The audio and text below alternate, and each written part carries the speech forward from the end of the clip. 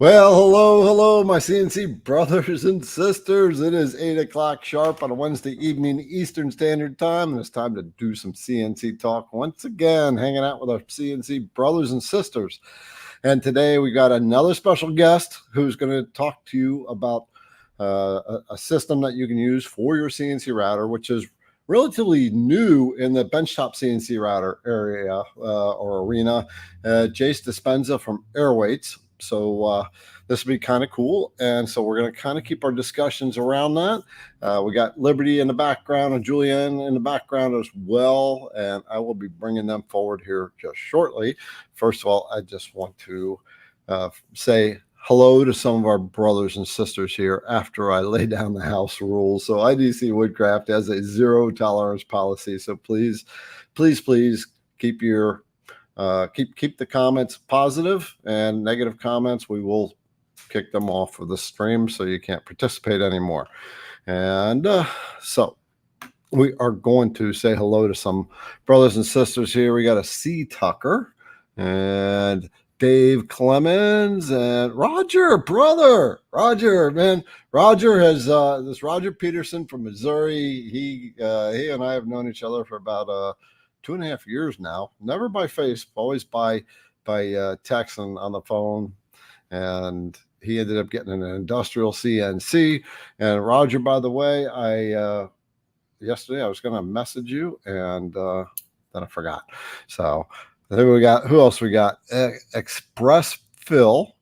That's a good name. Good name. And Tom, Wayne. We're sitting on 196 members watching right now.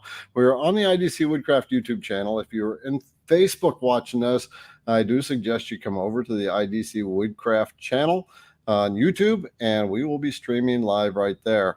And of course, we got the famous Mark Lindsay in the house, who says he's not that famous. He still has to take the garbage out. So some of us men realize we don't wear the pants in the family, even though we might think we do. Okay, we got STL Woodworking, and Jack in the Shop is here. Chris Gallagher, and Dan Goodchild. Scrolling on down the list, Matthew from Michigan, and Michael from California from Amazing Woodworks. That's short for Amazing Woodworks. You probably might want to put the A on the front of that. Amazing Woodworks. It's catchy. Who else? Bill's Woodworks, and Joe, who has got a question start already. So here's how this works with the questions. First of all, we're going to keep them centered around what we're going to be learning tonight, which is vacuum systems for your CNC router. And when you ask your question, put a couple of question marks at the beginning of it, because Julianne and Liberty will be in the background monitoring that and making sure those questions come to our attention. And we will, depending on how many questions we have in the queue, we will stop taking questions at 9. And then if we work through our questions, then we'll say, bring on some more. So I'm going to bring out Julianne, Liberty, and our awesome mascot, Jay. Here we go. Hello. Can you say hi? Hi, Jay. So Jay is Liberty's daughter. And so Liberty, for those of you who don't know, Liberty does the shipping. She is a shipping manager for IDC Woodcraft. And so when you order product from IDC Woodcraft, which she has been horribly busy lately, you will always get a note on your package and some M&Ms. She makes sure of that, and Julianne will back her up quite a bit as they've been. So let's talk about that real quick. First of all, if you've made an order from IDC Woodcraft over the last 5 days, please be patient. The girls are absolutely we did a new release of a new product, a very cool, simple little product. It's these Dremel sanding pads that you use on a Dremel to clean up your CNC projects. And so when you order them, you get a pack of 10 of each grit. And oh my gosh. So Liberty, tell us what life has been like over the last few days. So it's always interesting when you have a certain expectation of how a product release is going to go. I had no expectation for this one, to be completely honest with you. It was just, you were like, all right, I'm going to throw this out. And I was like, okay, we haven't advertised it at all. We haven't talked to nobody about it. It'll take a bit to catch on. Thinking I've got a minute. No, come in the next morning to 350 orders. That just kept coming. Yep.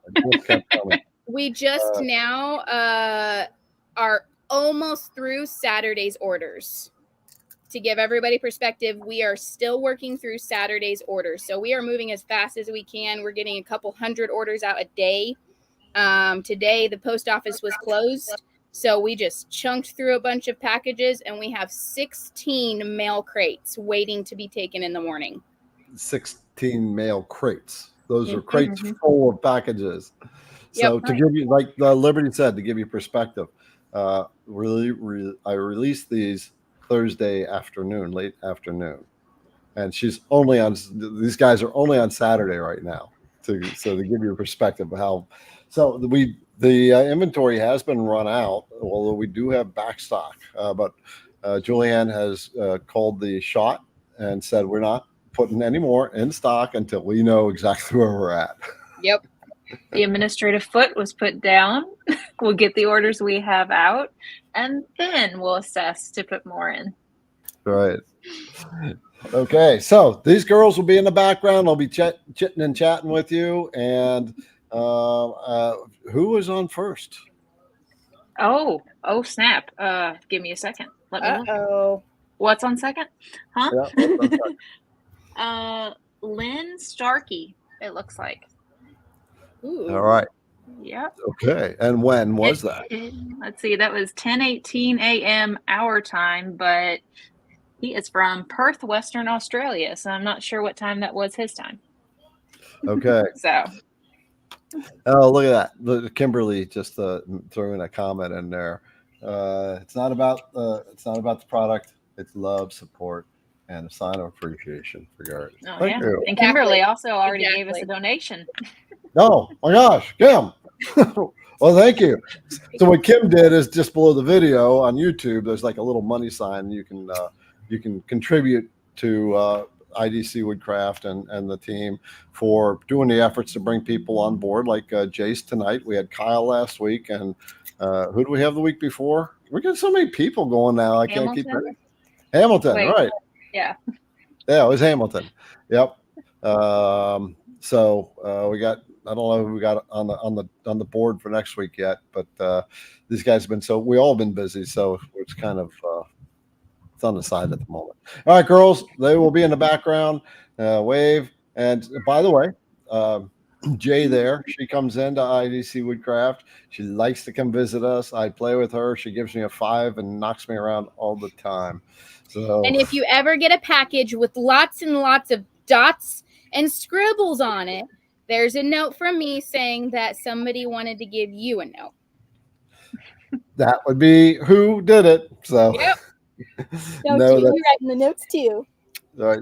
Okay, we're gonna I park you know. guys in the back. So let's do that. And so Christian has come on. Hello, Christian. You're in Facebook. Come on over to the IDC Woodcraft YouTube channel. Same with you, Joe Clark. Come to the IDC Woodcraft channel because that's where everybody's dialoguing. You'll be able to follow the dialogue. Okay, so tonight we are going to be talking vacuum systems for your CNC router. And I just want to show you a quick image of my long mill at the moment. It's a little messy right now, but what we're looking at right here is a vacuum plate and a vacuum pump right there. And these products have come from AirWeights CNC, or not just AirWeights. And this is Jace, the guy, Jace Dispenza, who was the developer of this system. So, Jace, let's kind of give people kind of a heads up first of who you are, what your company is, and when it was developed. And then we'll start to talk about the technicals of vacuum systems and take it from there. Tell people where to get one from your company, which, by the way, don't order anything yet, even though we throw things, links in the comments, because we got a little surprise coming up a little bit later. And I think that's the way we'll do it. Go ahead. Sounds good. Thanks very much, Garrett. Yeah, so I'm Jace. My background is in mechanical engineering. I worked in industry for a number of years developing products mainly packaging electronics for harsh environment applications. So, and when I say packaging, I'm not talking like put something in a box. I mean, designing products and designing all the mechanical components that hold it together. And so, putting cameras, for example, in maritime applications or automotive applications where you have very demanding requirements. So that's my background. And I've been working as a mechanical engineer for more than a decade, I think like 12, 15 years now. So lots of experience there. And in the midst of that, started doing some consulting work, and then sort of fell into this job. I had this incredible opportunity to work for a smaller company as an in-house engineer. Then that company was looking to modernize their production process. And so they found me, I found them, we had great synergy. I was hired on, and it was kind of a dream come true because I'd always been enamored with machining, making stuff. I mean, even through school, I was, we did like, building off-road race cars and racing them for senior projects and things like that. So some really fun experience. And this company, after hiring me, bought a Freedom Machine Tool Patriot. It's a 4x8 industrial machine, 8-position linear tool rack, 12 horsepower spindle, absolute encoding. I mean, just as basically like handed a Ferrari right out of the gates. So really incredible experience. And the sort of blessing in disguise was that they bought all the bells and whistles, but no vacuum table. And so I, we at the time didn't think that it was a requirement. They're expensive. It's a big add-on for a big industrial machine. And, we thought we could just do it with traditional clamping methods and things of that nature. And this particular company has really intricate, detailed, and very organic shaped parts. Really interesting exotic materials. And they basically, after several months of trying traditional work holding methods, nothing worked. And so we were sort of forced down the path of vacuum work holding. So, fast forward to now, 6 years later, many of the custom vacuum fixtures that I designed for this business are still in production today. And I sort of like designed myself out of a job. I built all these fixtures, and it went really well. And then I ran out of parts to make because we had everything programmed. And so I went back to consulting, but just wasn't as fulfilled by consulting anymore. Trading time for money, it can get old after a while, if that's how you're kind of framing it. And I'd always had dreams of releasing my own products. So 1 year, had a good year consulting, and decided to spring for my own CNC. And I bought my first machine, which was a Onefinity X50 Journeyman. So based on the old Buildbotics controller, if you're familiar with it. Yeah. And first thing I was like, all right, I'm going to make myself a vacuum table. And so did that. And, through looking through the forums and interacting with people, watching how people are holding their projects, it became really obvious that there was a need in the market. There was a big gap. And I had the knowledge and the experience to bring that product to market. So super great fit. I mean, I'm my own customer. I love what I make. I love that it works. I love that I get to use it on a daily basis to make my own products. And that's kind of how AirWeights was born. It's a pretty cool, I love the story. I love the experience that it's become. And we've been in business since September of last year, so relatively new. And the community that is rallying around the benchtop CNC market is just amazing. I love this community. This here, what you're doing, Garrett, is a great example of that.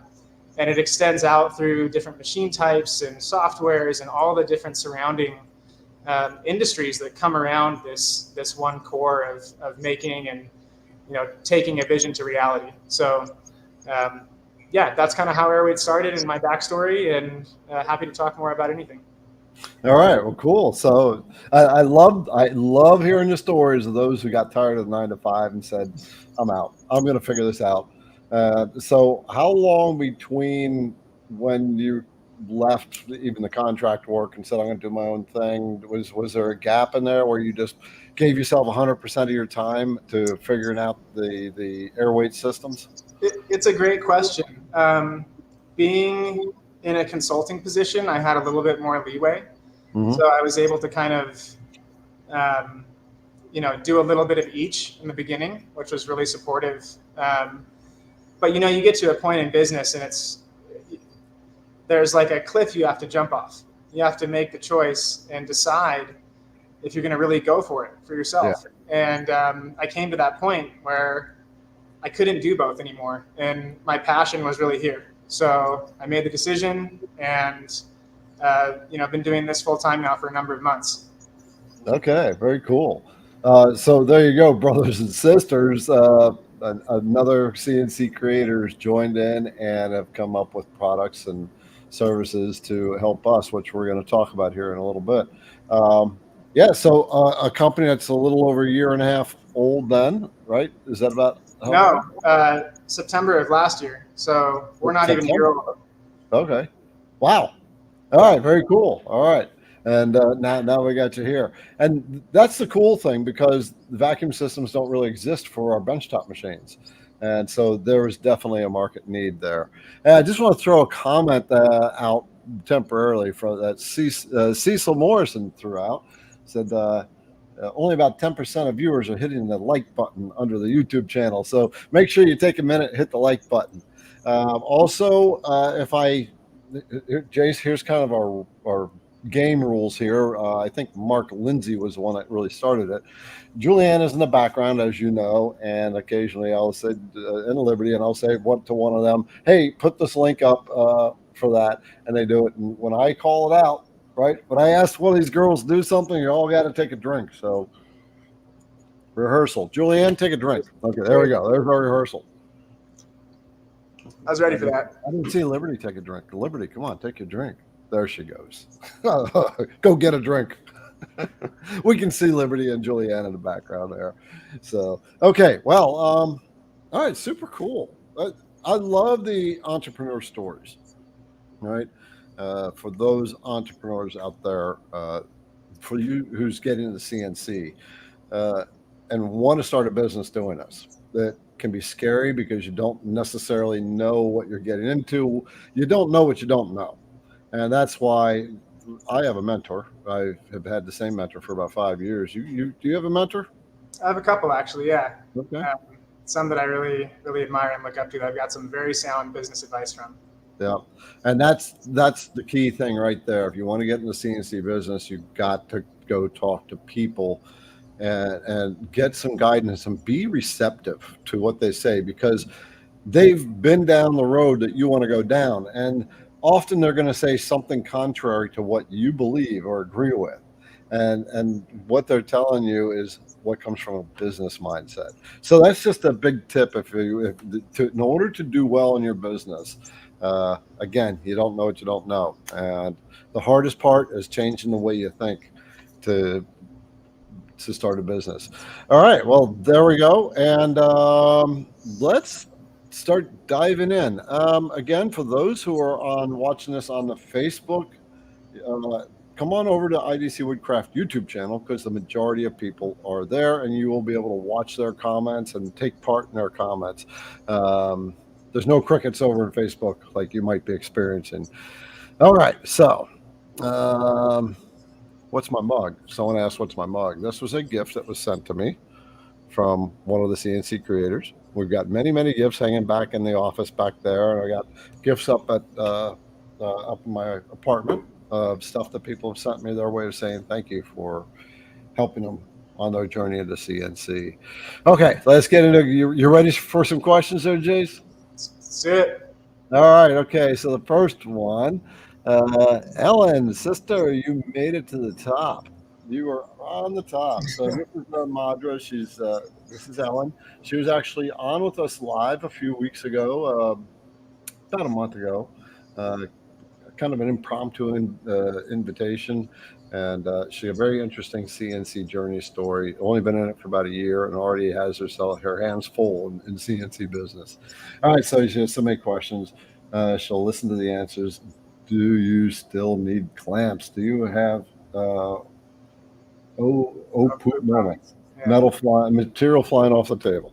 Well, okay, so let's come back to this question because I think Jace is probably let's for those of you who don't understand vacuum systems, Jace, take some time to explain what they are, and then we'll dive into the question. So I apologize, we kind of put the cart before the horse. It's totally fine. It's a good way to lead. We'll see where everyone's going.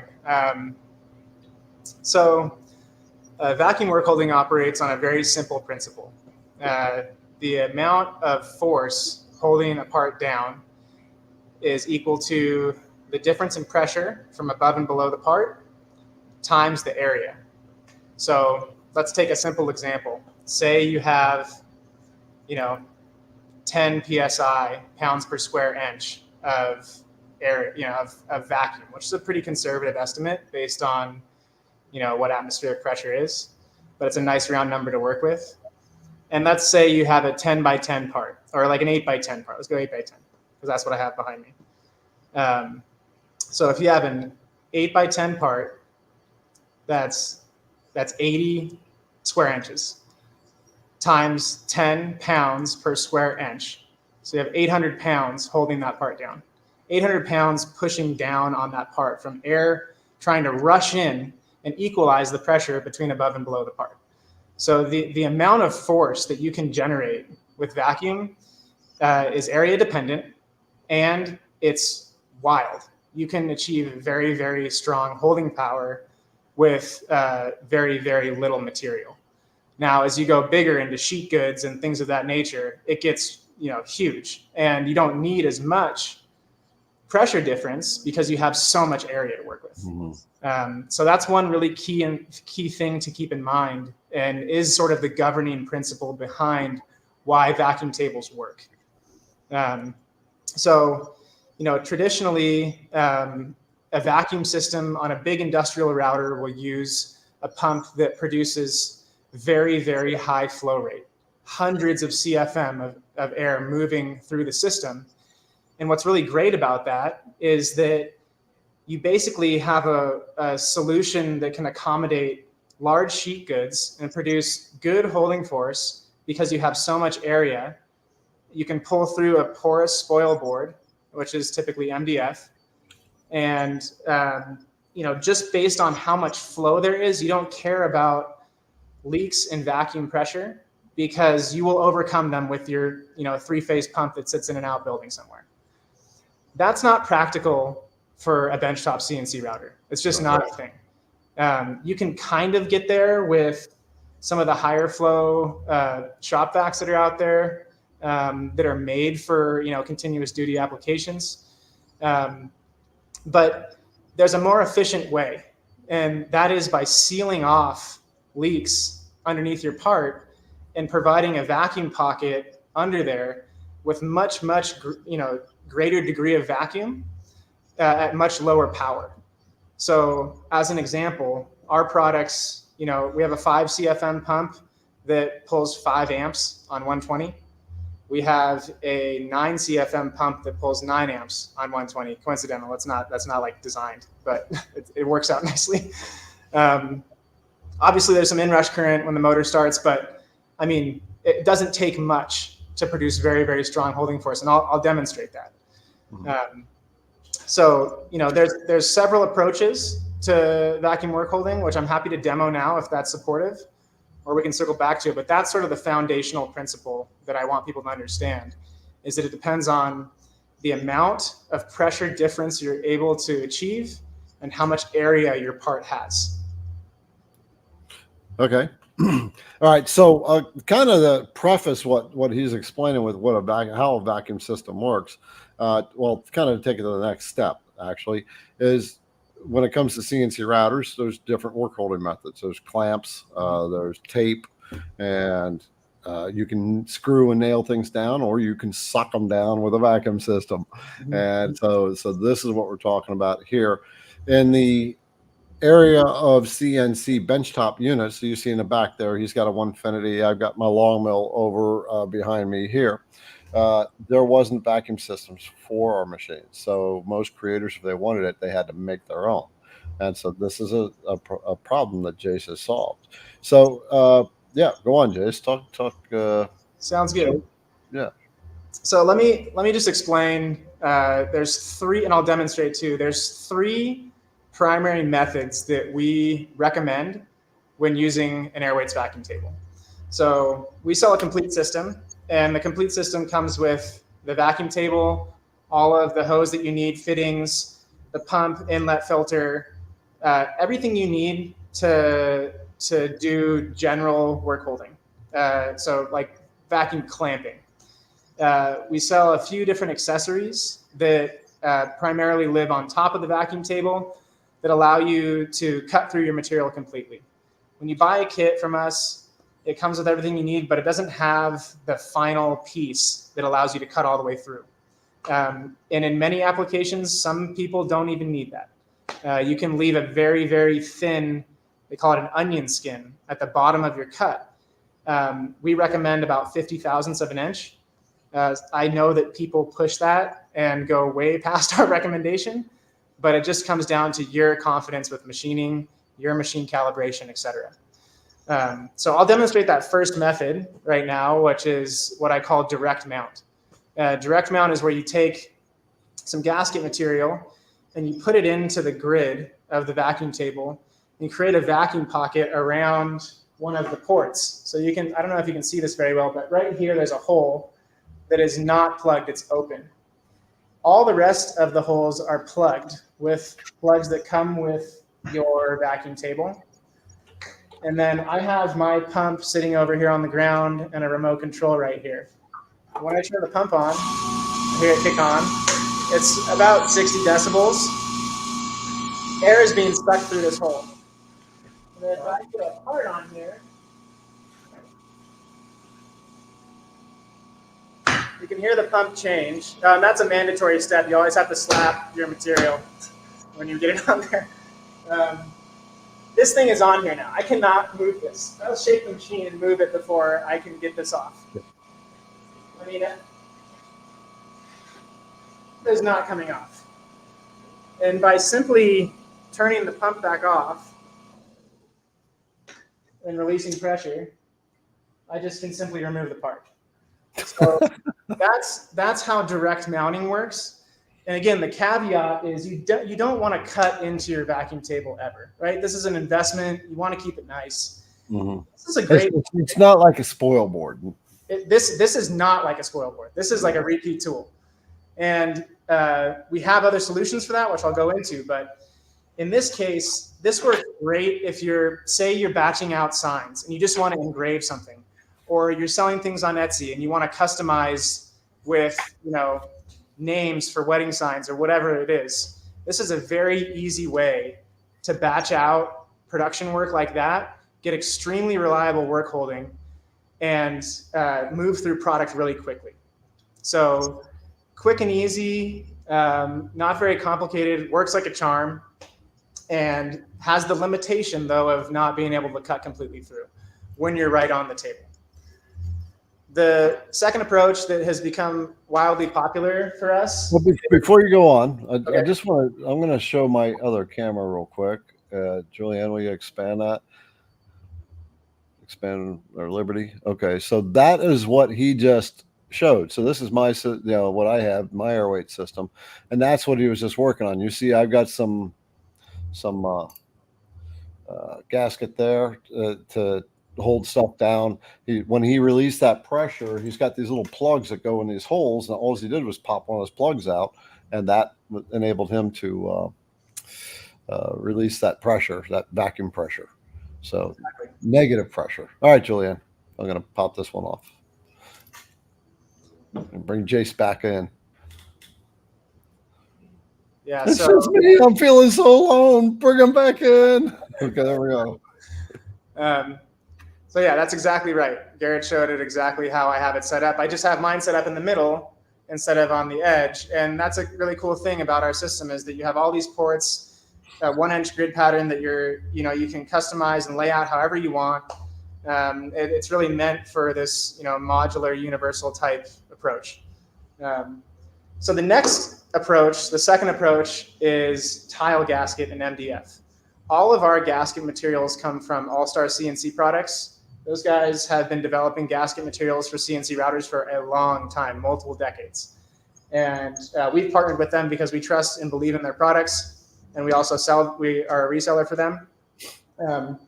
But this product in particular has changed the CNC routing game. And the reason is it's perforated rubber sheet that seals off the bulk surface area of a MDF spoil board and creates much, much stronger work holding, primarily because you have so much friction between your part and the surface that it's sitting on. So that's the next one I'll demonstrate. I'm just going to switch valves down here. You can't see it, but Okay, so just before you turn it on, go ahead and you can switch. But so his setup here is the same vacuum table that you see on the right behind his shoulder, and then now he's got MDF on top of that. There you go. Yeah, so it's another vacuum table, and this is the tile gasket on top of a piece of 1/4-inch MDF. Okay, there you go. When we sell these, they come pre-routed with locating holes, and there's holes in the table that receive pins, and you can just drop it right on in the same position every single time. So you ship the pins with that. Yeah, it all comes with it. Yeah, it's part of your hardware kit. So I got to tell you, Jace, when I put mine together, it was so stupid easy to put together. It was ridiculous. It is. It comes. I mean, we tried to think of everything. You can't always, but we do our best to make it simple for the end user. Right. I'm trying to provide we're trying to provide a solution that people can get up and running quickly. And I think, pretty commonly people can have really reliable work holding within 30 minutes of receiving the product. So yeah, pretty much what it was for me. All right, go ahead. So I've switched the valves over. So now this vacuum table is connected to the pump, and I'm going to turn the pump on again. So that was just this remote. And now the vacuum table is holding the MDF on. And if I put my hand on here, you can feel all these little suction ports are just, pulling on my hand. But if I take a piece of material, this is MDF, by the way, which is porous, which is usually a problem for vacuum tables. But even with that, if I push down on this, you can slide it if you really try, but for all intents and purposes, it doesn't want to move. And then simply turning the pump off, and you can take your part off in a little bit when it equalizes. Give me one second. There we go. So that's another method, and it allows you to cut completely through into this gasket material. But the caveat is you want to try to control that cut through to be as minimal as possible. And the reason is you want to preserve the life of this material, make it an investment. And the recommendation is 3/1000ths of an inch from All-Star, which on a benchtop CNC router is a pretty tight tolerance to achieve. So the goal is to minimize the amount that you're cutting through, preserve the life of this material, and be able to reuse it many, many times for many, many different projects. If you can do that successfully, then you have the experience of running a large industrial system with a spoil board, but still maintaining, very efficient vacuum sources that don't use a lot of power, and allows you to cut completely through. So this has been a huge up level for our system in terms of capability, because many people have gravitated towards this and used it in really creative and interesting ways. So that's the second approach. All right. Third approach? So there's a third approach, and this is my personal favorite. Listening to my backstory, that I developed all these custom fixtures for different parts, and dedicated fixtures allow you to produce many, many parts very, very efficiently. And they also allow you to achieve the holding power of direct mounting, but the added advantage of cutting completely through your part. So a fixture plate is a non-porous sheet of material. It's a 1/4 inch thick. It's these two back positions right here. And I'm showing two different adaptations of those fixture plates. You buy it, it's a sheet of material, it's routed to the profile of the airweight. It has locating, holes drilled in it that you can index with pins to place it on and off, repeat as many times as you want. And it allows you, Garrett has one there. It allows you to customize whatever layout you want for whatever parts you have, for whatever stock material, and still cut completely through, because at this point you're cutting into the fixture plate instead of cutting into your vacuum table. So it's like a non-porous spoil board that you use gasket with, is essentially what it is. So I'm showing two different approaches here. Let me switch. Hey, Jace, I'm just going to interrupt you for just a second because I was watching a little dialogue here where someone was asking for some information, I guess, to your site. Do I have a link? Yes, I do.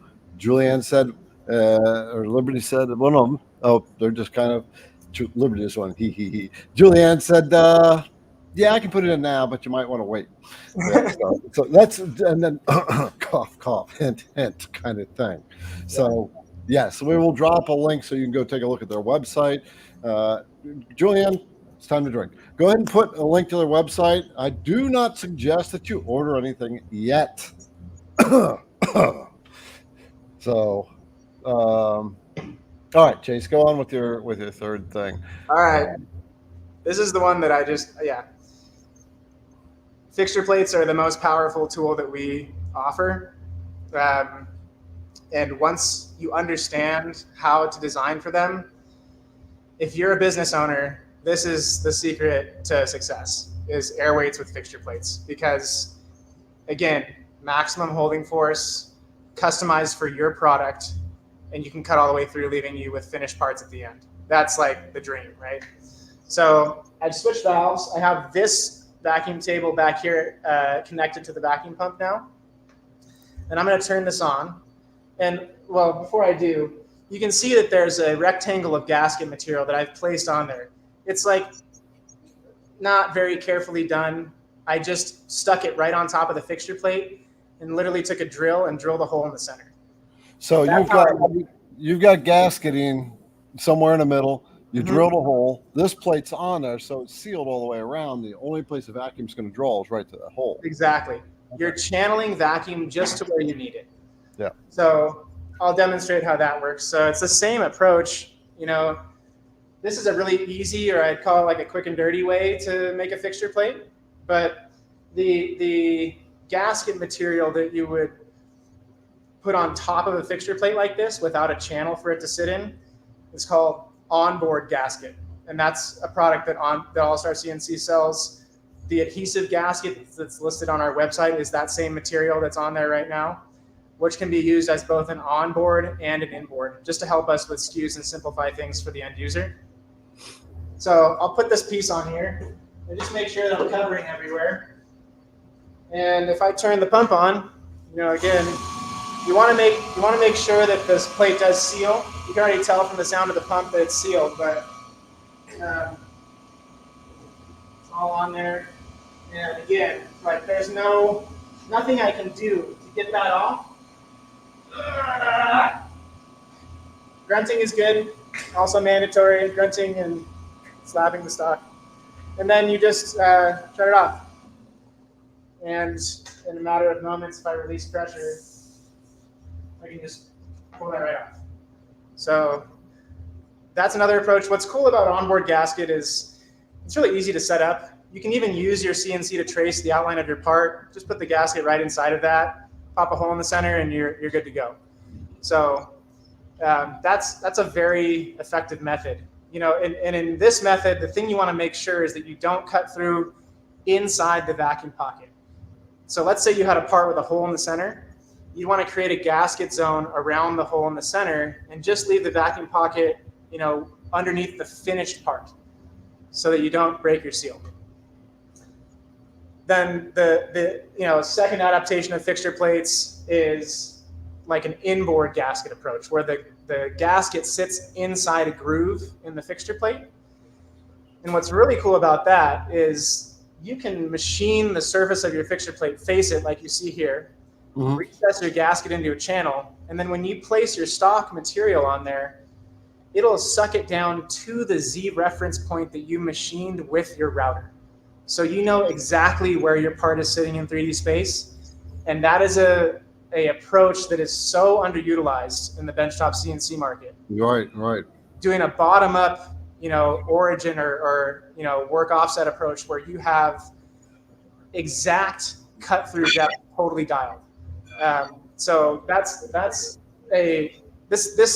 is my jam. This is what I love the most. It's a little bit. Try it out. Plug that thing in. Let's see how that sucker works. So what you've got here is you got a pattern of holes on your hard plate, and then there's gasketing underneath, and that's. It's basically recreating the grid pattern here. Okay. Right there, and by the way, when you buy an AirWeight, you get a DXF of the entire top layer, so you can lay that in to VECTRIC or whatever software you use. And you can use it for programming where on your AirWeight you want it to live, lining up with the grid underneath if you're using a fixture plate, positioning based on our 1-inch grid spacing with little, these are 3D printed little locating tabs that we're going to release but are just 3D printed right now. You can have the file if you want, I'll give it to you. It provides so much flexibility to the user to have that file once they have the system, because then you can program with all different types of things. So let me do this one just to close loop. I guess Greg's probably got one. Greg, our buddy over at STL he just got his. Knock him up there. So vacuum on. Hold on there, Greg. Now, in this case, I can hear the pump is not holding vacuum right now, because when you face plastics, they usually warp. So this top surface is not sealing. And if I come over and apply some pressure,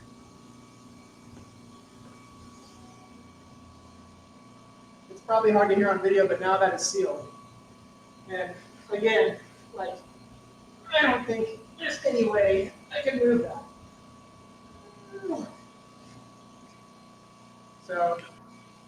So okay, all right. So what Jace has just shared with us is the 4 different methods of using a vacuum system, and what the thing with us who use the benchtop units, there hasn't been vacuum systems out there for us to use on our machine until Jace started AirWeights and developed it, and so now he has just run through the whole gamut of how the different ways you can use a vacuum table for fixturing, for random stuff, what have you. So one of the questions that I'm sure would come up, but I will ask this, is when is a vacuum table good, and when would you say, okay, I don't really need to use a vacuum for this, I should use clamps or CA glue or something to that effect? Yeah, absolutely. It's a great question. And I'll be the first to tell you that vacuum work holding is not for everything. I've had customers that I've done days of work trying to get their projects to work, and in many cases succeeded. But I don't want to have to do that. I don't want to oversell what this is. So if you are cutting something that you know is porous, so a good example is let's say you're making an end grain cutting board. It's like straws going straight through the material. There's no way you can build up any vacuum difference, like a pressure difference above and below the part when the whole thing's breathing. Ultralight MDF, same thing. MDF you buy at Home Depot, same deal. It's very challenging to generate a significant pressure difference when your material is porous and it's just leaking completely. You need a very, very high flow rate to do that.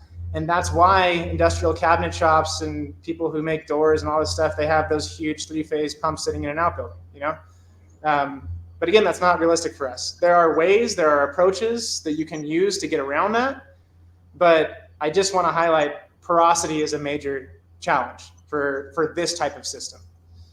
The other thing that I want to say is surface finish and surface flatness are very, very important. So you'll see the part that I was just showing you, this is a type of MDF that's very dense. It's called Medex. It's actually what we use for these pieces of MDF that we apply to tile gasket. and a certain amount of density is required for this, but that's beside the point. This surface is very, very smooth. It has a sharp edge. There's no warp. There's no bow. If you have that, it becomes challenging to seat the material and get it to seal all the way around. Right. So flatness is key, and surface finish. You can have a perfectly flat board, but if it's like rough sawn lumber, there's no way. It's just the gasket can't account for all of the peaks and valleys in the surface of the material. Those two things are very, very key. If you're processing sheet plastics all day, I mean, it's like, all day long, right? You need this. Yeah.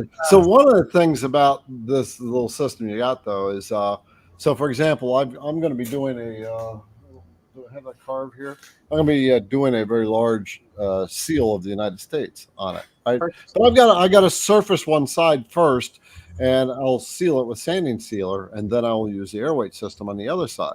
So with MDF, the porous MDF, you can seal that first with sanding sealer, and then you'll slap that on. That's like holding a sheet of plastic down. Exactly. Yeah. I mean, if you're willing to do that, amazing. I mean, the other thing, and by the same token, when you use MDF and tile gasket, the like best practice is to seal the edge of the MDF.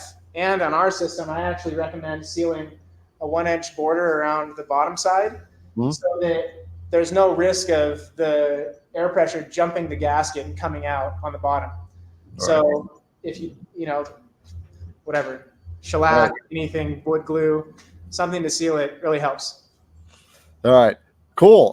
And the last thing is these are portable. So you let me just grab one really quick. They'll pin on the you got locating pins on this.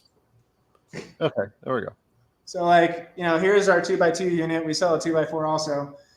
You'll see that on the top side there are holes that allow you to repeat locate. They're blind. They don't go all the way through.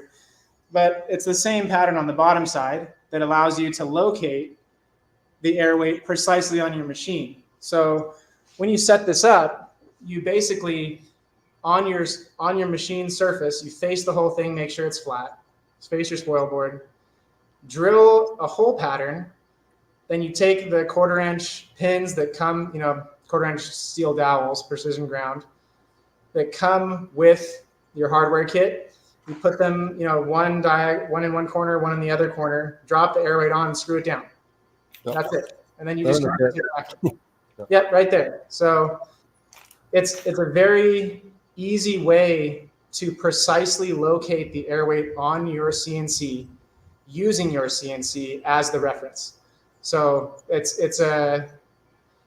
makes the setup very simple and direct without needing to troubleshoot position and all this stuff, squareness, whatever. You use your machine to set the position and then screw it down. All right. Yeah. So you just answered Jen's question, who is generally your question is right at the tail end, right? With the fixture plate is best way to set up a repeatable location. So there it is. Yeah, that's something on top, unless she wants to do it on top. Yeah. So for a fixture plate, there's a few ways you can do it. You'll find that as you start using vacuum, you care less about precisely locating one-sided parts, because as long as you're covering the gasket, you can cut all the way through outside of that and the part's going to be perfect. It's when you need to flip the part over or do a secondary operation, or if your stock is to size already, like say you're doing a bunch of stuff with cutting boards or plaques or serving trays or whatever, and you have an epoxy, it's like beautiful epoxy, you just want to engrave something on it, I would just put pins. You could use wood dowels or steel dowels or whatever, and you put one on one edge and two on the other edge, just like these locating tabs right here. So I have 2 tabs here and then one here, and that constrains the part in X and Y by making contact with all 3. It's essentially like a fence that's one side is 2 pins and one side is 1 pin. Is that something that comes with your kits? It's not right now. We're planning to release this product. These are just 3D printed prototypes. If anybody has a printer and buys our system, I will gladly send you the file. All right. Okay. Yeah, that I should probably update the checklist. So I've got this setup checklist that I've made that I keep preaching use because it's your CNC project setup. I can't stress enough that the setup is the most important part of getting a good carve. Because I can't agree more. I'm so happy that you made that. Because as somebody who's like, I've made some pretty expensive mistakes. I will say that. Yeah, Very expensive mistakes. And when vacuum is your work holding method, if you make the mistake of starting the machine and running a part with vacuum off, then things can get scary. So checklist, super, super important. Typically you catch it really fast, right? Because you see that it's moving. But you really, really need to make sure that part of your checklist, whether it's mental or this written one, which is far better than keeping it in your head, is my vacuum on? Right. Yeah, and I'll probably have to modify it just a tad for that, because it does. So, well, let me share for those of you who don't know. At IDC Woodcraft, I created the CNC project setup checklist because most CNC creators do some kind of mistake along their journey. They'll forget to probe the tool, or they forget to turn the router on, or other things, and I've just seen so many mistakes in my time, and I've made them too, just like you have, that when I saw someone ruin a $3,000 table because they forgot to set the Z, right? An epoxy pour $3,000 table, right? So you can imagine how much money, and effort and time was spent into that, and that's what inspired me to make this. So it covers your material, right? You're checking your material against your design, make sure it's the right size and it's oriented on your machine. You're checking your router bits. Believe it or not, we got a whole section right there just for your router bits. And then your XYZ checks and making sure your code is inserted and is loaded to your computer properly. And then you go through some final checks and then you can go. So this checklist, Julianne will put a link in the comments. Get it. It's free and it works. And even Mark Lindsay, he's one that he helped me put this together. So this is yours free. I suggest you download it and use it. Save yourself from breaking bits. All right, so we're talking to Jace from AirWeights, and it's AirWeight Vacuum Systems. He's got the only vacuum system out there for the bench tops. You've just demonstrated 4 different ways to use the vacuum systems. We talked about sometimes when it's not appropriate to be using that. It's one of many tools in your whole work holding toolbox. And and in the background is Julianne and Liberty, just making sure everybody's keeping copacetic. And I certainly don't want them to be sitting out there in the dust. And we got a ton of questions sitting out here, by the way. So I just want to bring them on. Yep, I just want to bring the girls out real quick so they can say hello briefly. Julianne and Liberty is keeping you guys straight in the background, and they are working diligently to get your orders out the door. They are about 4 days behind right now, 3 days, because we had such a rash of orders for these sanding brushes, the Dremel sanding brushes. We know we have more. Right now the website's out of stock, but we know we have more. So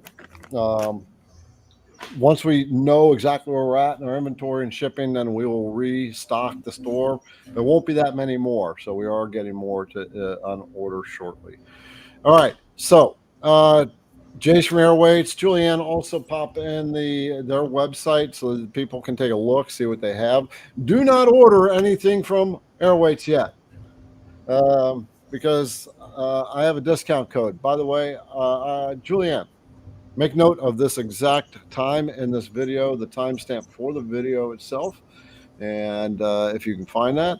And because when we're talking about discounts, this is very special to this live, and then it goes to the CNC Insiders. And what that means is tomorrow I'm going to edit out this section of the video where I'm talking about these discounts. And so it will not be available to the public, right? And then the discount code will only go to the CNC Insiders, which is the IDC Woodcraft email list. If you decide to get the checklist, you will get on the email list. You can always unsubscribe from emails, you know that. And tomorrow I will send out an email to the CNC insiders with that discount code as well, or maybe the next day. So just so you all know, we got a discount code coming. All right, Jace, let's take on some questions. Let's do it. Okay, so we got what is it? Okay, Nicasio, Nick. We call him Nick. Jace, can you run through how to make registration holes and permanent in a permanent configuration?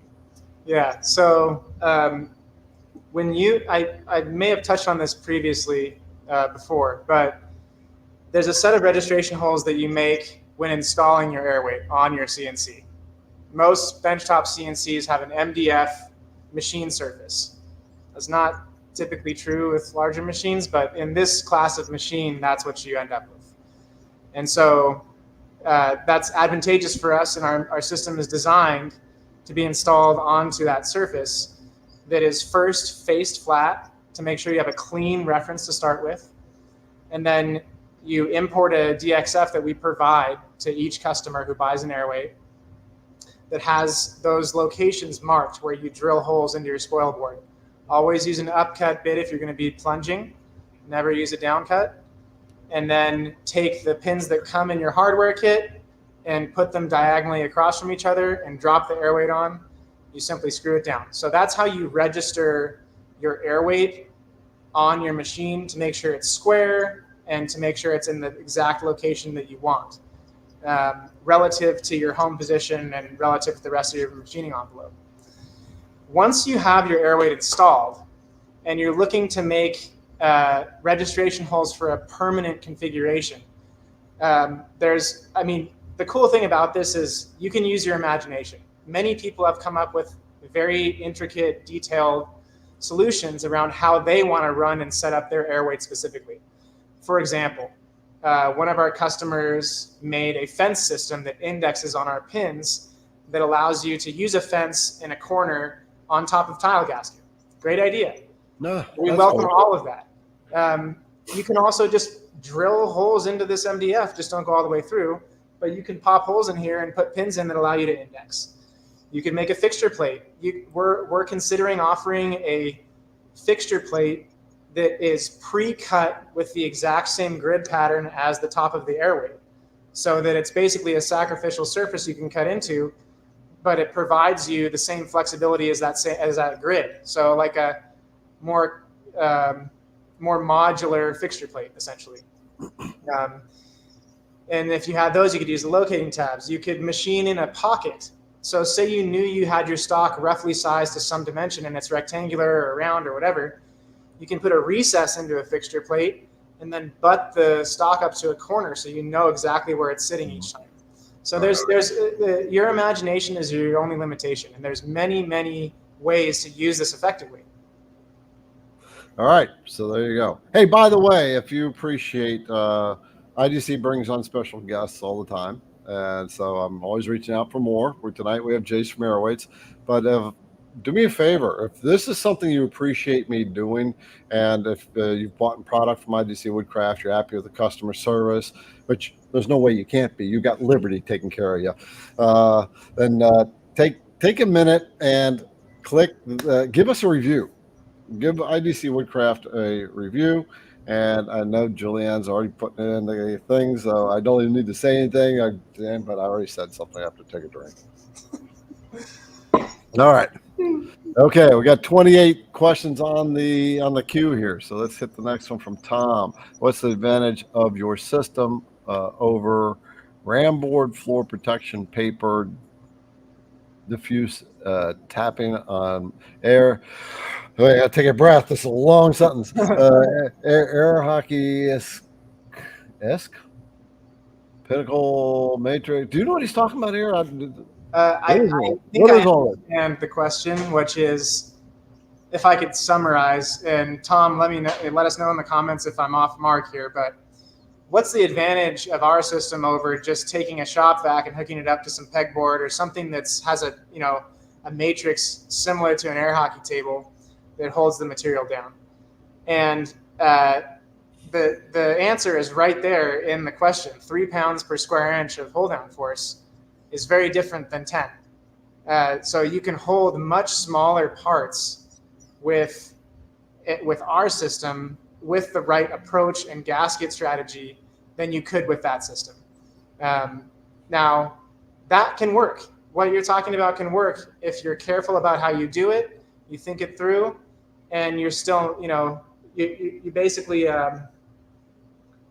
your parts are big enough is what it comes down to. Okay. And the other advantage of that is it's probably pretty inexpensive.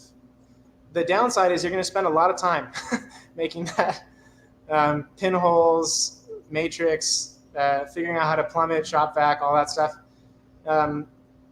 What we're trying to bring to market is a solution that's ready to go, that you drop on your machine and you're cutting. So, or what we have brought to market, I should say. And this is not to discourage makers from going and making their own vacuum table. You should try. You should go and make your own vacuum system. And we'd be glad to help you. And we exist for those that want a solution right now. Okay, I can tell this. He was total engineer. All the terminology. I had to reread it again. I mean, and so I got it. The pinholes like you find on a hockey table, kind of stuff. All right. So Joe, there's a vacuum pump, and you use it with the stabilizing chamber. Same thing, right? Is there no? Oh no. What is stabilizing chamber? Is this enough to use in conjunction with AirWeights? Yeah. So Joe. More than likely you're using this for like veneer or vacuum bagging type stuff. Those types of pumps work awesome for our systems. We've had plenty of people that just buy the table and use an existing vacuum pump with it. The thing that I want to emphasize is our system, the CFMs, or the flow rates of the pumps that we've selected are very intentional. The other very intentional quality of our pumps is that they are oil-free. They're oilless. They do not use oil for lubrication. And the reason is if you are moving air and not producing deep vacuum against a sealed system with a pump that uses oil, it will smoke. And that is not a fun thing to have in your shop. So as long as your pump is oil-free and it's 3.5 CFM, you can expect most of our approaches to work. If you're using a 3.5 CFM pump with tile gasket, I would probably recommend some of those tricks, those hacks that I shared, sealing the edges, sealing a 1-inch border on the bottom side. The other thing you can do is put a piece of non-porous material on top wherever your stock is not, to help close off additional flow that might be leaking out otherwise. So there are tricks to get there if you want to use tile gasket, but with a 3.5 CFM pump, you can hold, direct mount or fixture plate all day long because there's no leaks. It doesn't matter what the flow rate is. All that matters is what pressure you're getting to. Right. So stabilizing chamber, when is that needed? Right. So the stabilizing chambers are found like on top of hot water tanks, stuff like that, to reduce water, what they call water hammer in the fire department. Where it's an air pocket, and so when the water stops suddenly, instead of that whole mass of water slamming into the valve, there's a air cushion built into the system. So I'm assuming that's what this is here, stabilizing chambers, same concept. Yeah, I'm not sure. I think as long as Joe, you're producing that level of flow, you should be good. Okay. And that you can continually replenish that in a free flow state. Okay. Just so you all know, we are just past the top of the hour, so we're gonna.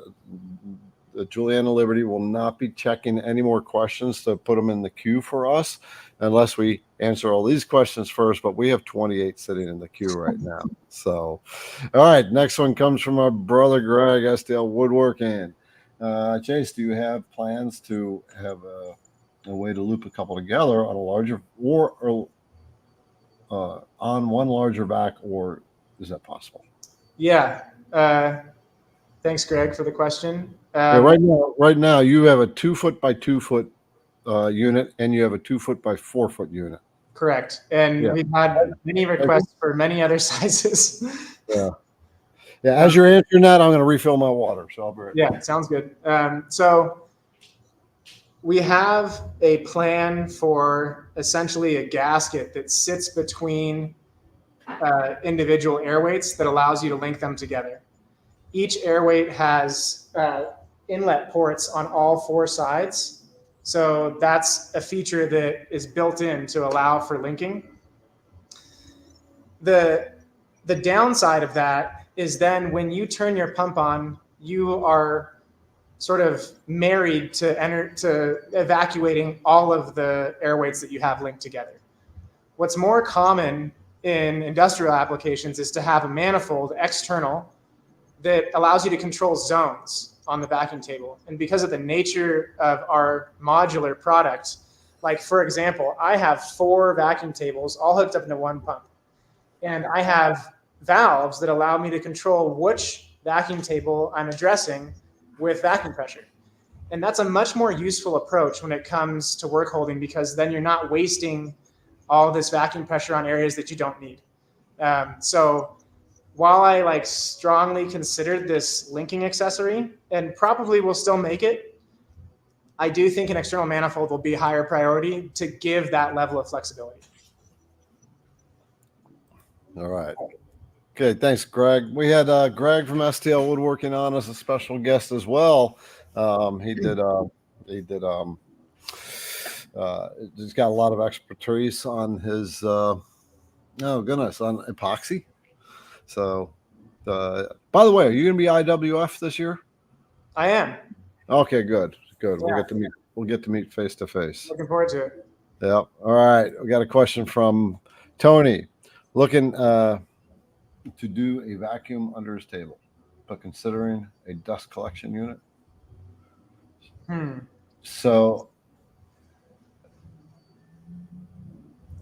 well, I would say if it's a toss-up between one or the other, vacuum tables are it's one tool of work holding, and it can be very advantageous. There are other ways to hold your stuff, clamps and CA glue and what have you.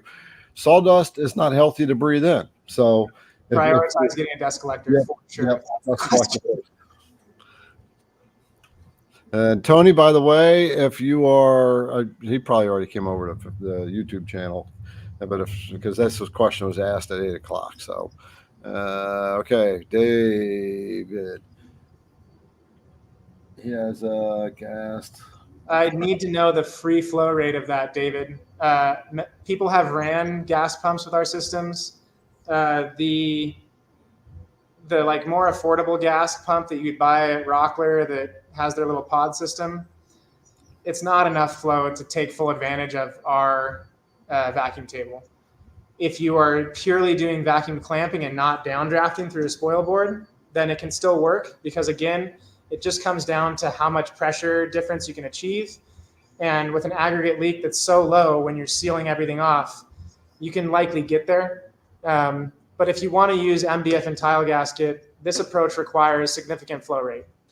For our 2x2, you need 5 CFM. For our 2x4, you need 9 CFM. Okay. And to address part of Greg's question earlier, we are planning for a larger pump that would be able to run an entire 4x4 area off of one single pumping system. And have multiple 2x4 units and still use tile gasket. But anyway. So would the current pump work on that? Yes.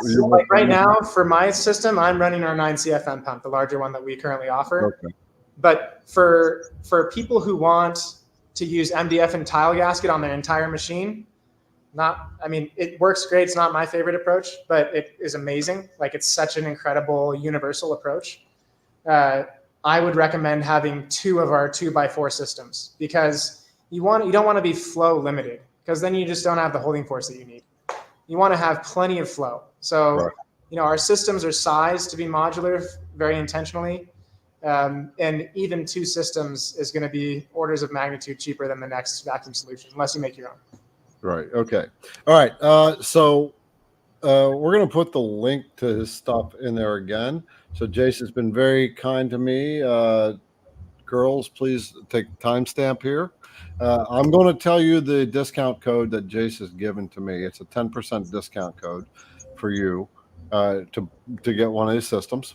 And I am going to edit this code out of this video because I'm going to transfer that code just for the IDC Woodcraft insiders, CNC insiders email list. I've got lots of different discount codes from a lot of amazing companies. So that's one of the benefits of being on the insiders list. And when I release new products, you get a 15% discount up front for a few days. So that's why the girls got swamped on their shipping. So for AirWeights, if you're interested in getting a system, the discount code that Jace gave me is IDC Woodcraft. It's all capital letters and it's all one word. IDC Woodcraft, all capital letters, one word, and so I guess you apply that at the checkout, and that'll get you 10% off. All right, and thank you, Jace, for making that available to decide to come on. It's our joy and pleasure to support this community, and if it helps people get there, then we're all about it. Right. Okay.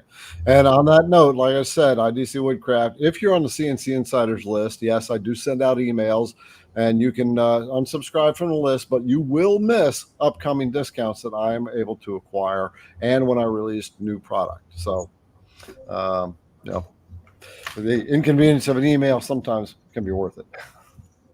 Okay. So there we are.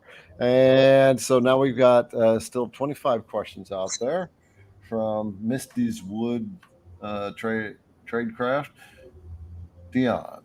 So I guess the question of Dion, oh, that's his name, Dion. Is there a special sawdust filter to use with the vacuum pump? Yes, each pump that we sell comes with an inlet filter to make sure that particulate that gets sucked through the airline doesn't go into the vacuum pump, and it protects it from having those particles in the dry running system. It is important that you consider that a maintenance task. Like when you're performing maintenance on your CNC, you should open up that filter and dump out particulate. Let me see. You know what? Hey, Mark Lindsay, that should be the next checklist I'll have to put together. Here's mine right now. So this is the bottom reservoir. It has an O-ring. The cool thing about vacuum is it's self-sealing. So you don't really need to like screw it in or anything. When you put it in there, as vacuum pressure is established, compression on the O-ring is sort of forced by atmospheric pressure. But you can see inside here that there is some particulate down in there. That's a pretty mild amount. I clean my filters pretty regularly. I'm also not sucking very much in because I run everything fully sealed to achieve maximum holding force and the best tolerances I can for these customers. But this is a maintenance item that you should consider doing anytime you're performing maintenance on your CNC. Yeah, and you got the exhaust filter as well, right? Yeah, so if you run your pump without that, it's going to be loud. So we accessorize these pumps to make sure that it's a good experience. Our 5 CFM pump, which Garrett has, produces less than 57 decibels. It's quiet with that filter on there, or the exhaust muffler, we call it. The larger pump produces 60 decibels, less than 60. That's what's advertised. I bet it might be 62 or 63, but you can still have a conversation over them, which is good. So there's that. Which pump is this one? That's our 5 CFM pump. Okay. All right. So I'm going to turn the pump on. Right now I got the muffler off. Yeah. So it's not really that loud. So put the filter on. You can do it while it's running too. Okay. Oh, yeah, that made a total difference. Like you could have a conversation over that. It's the same technology that's used in oilless compressors, the ultra quiet compressors. It's just backwards. All right, now we got Ronnie. Hey, Ronnie. Jace, can the AirWeight system be used on any machine? Ronnie, you're leading me on, man. Yes, it can be used on any CNC, and the reason is because it's an edge inlet. So the vacuum pressure comes in at the edge. Many traditional vacuum systems come up from underneath. And on some CNC machines, the linear motion components and the motion system might run underneath the bottom in the center with like a single ball screw running down the center or a lead screw. And That's really limiting when you want to run vacuum because the whole gantry is moving back and forth under there. You don't have access in the same way.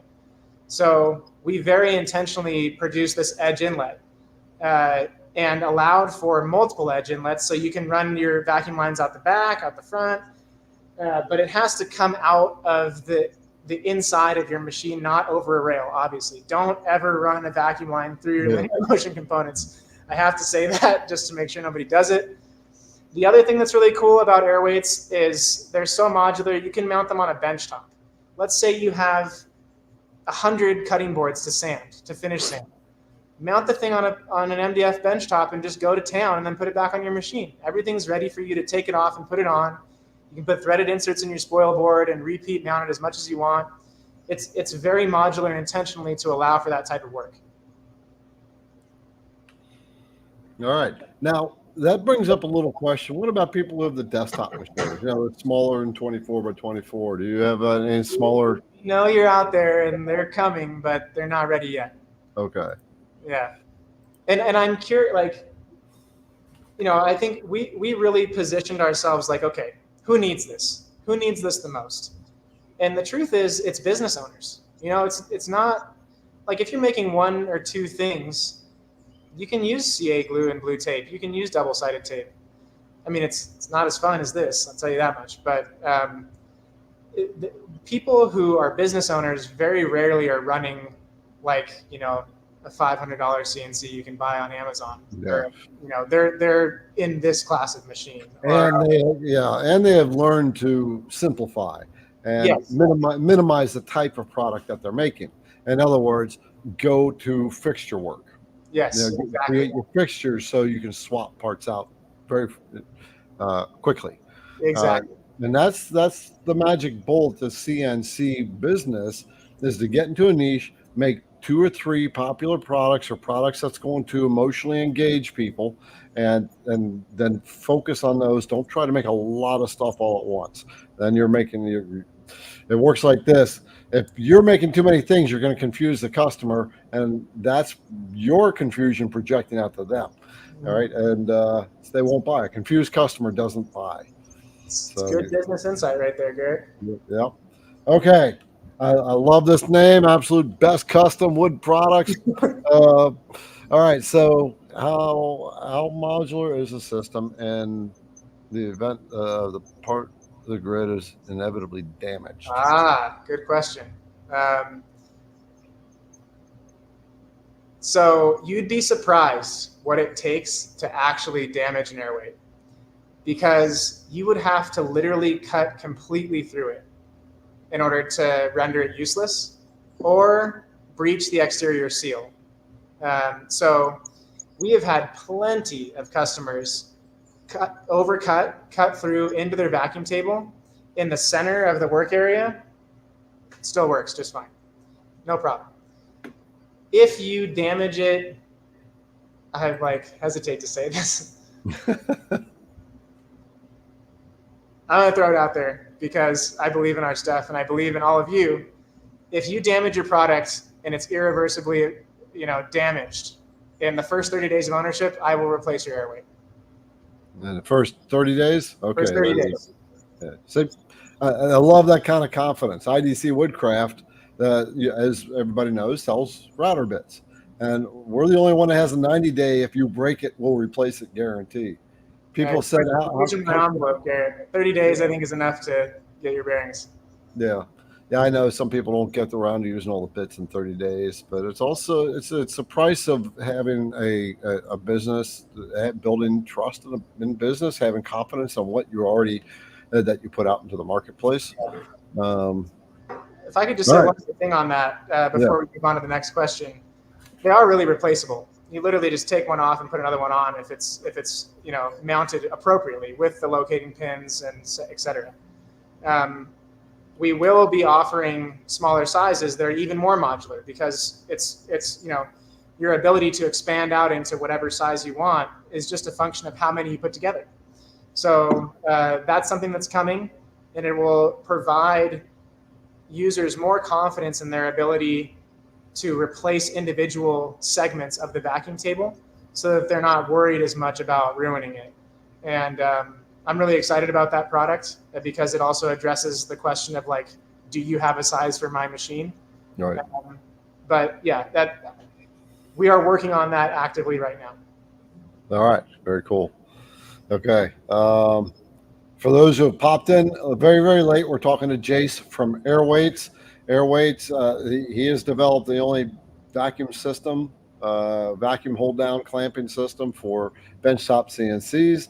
And he's been teaching us about the different ways you can use them, answering questions now. If you find this entertaining and educational, please give the video a thumbs up on IDC Woodcraft.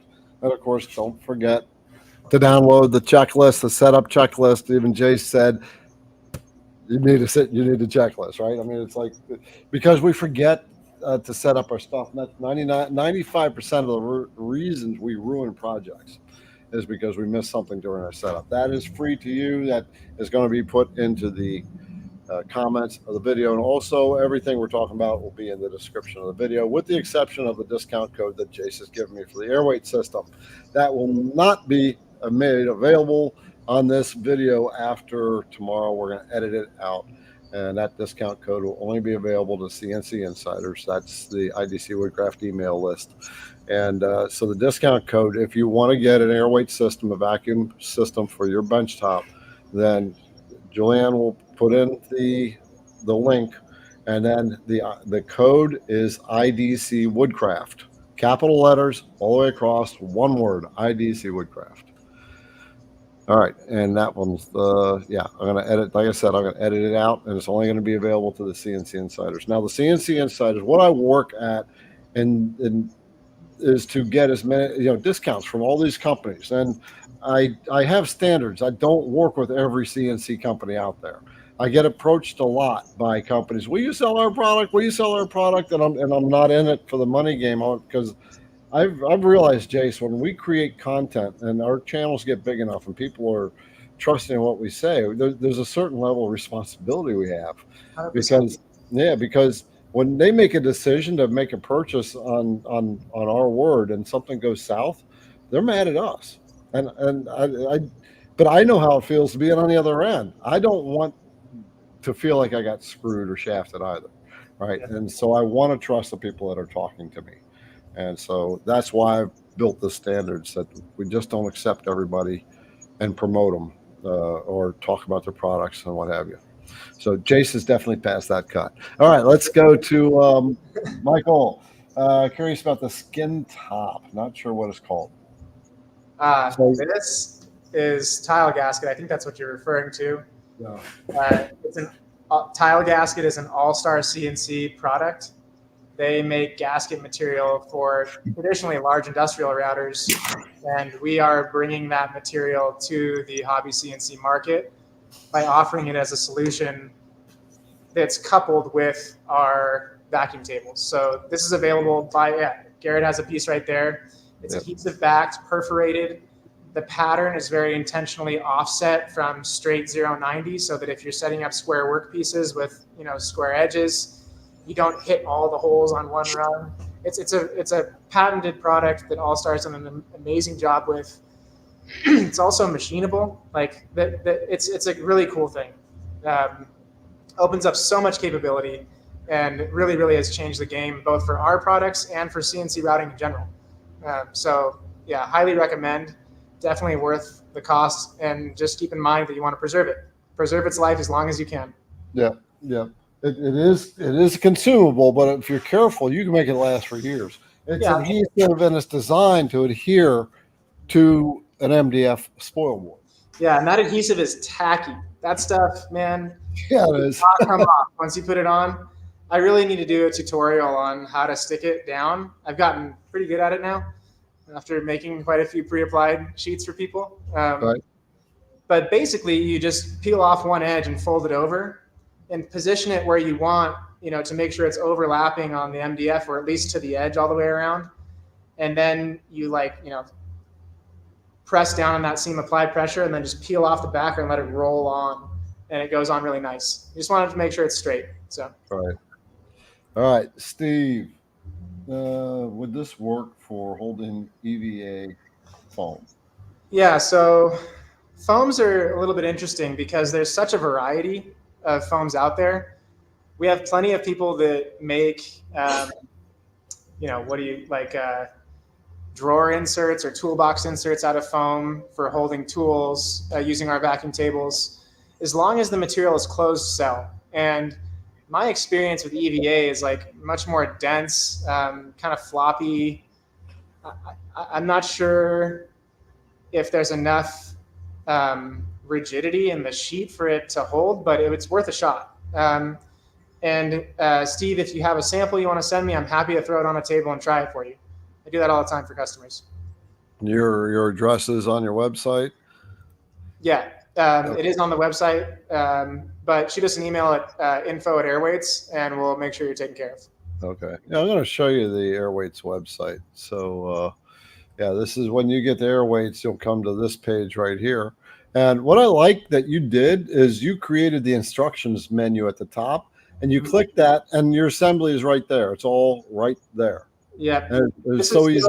It's all right there. It's still a work in progress. There's a lot that we want to update about this, more information, more tutorials, more video content, more pictures, but it is all there. And, between now and then, I'm very involved in making sure that customers are up and running and have exactly what they need to get what they need to get to do done. I think there's a lot of confidence in buying from us and knowing that we're going to be there to support you.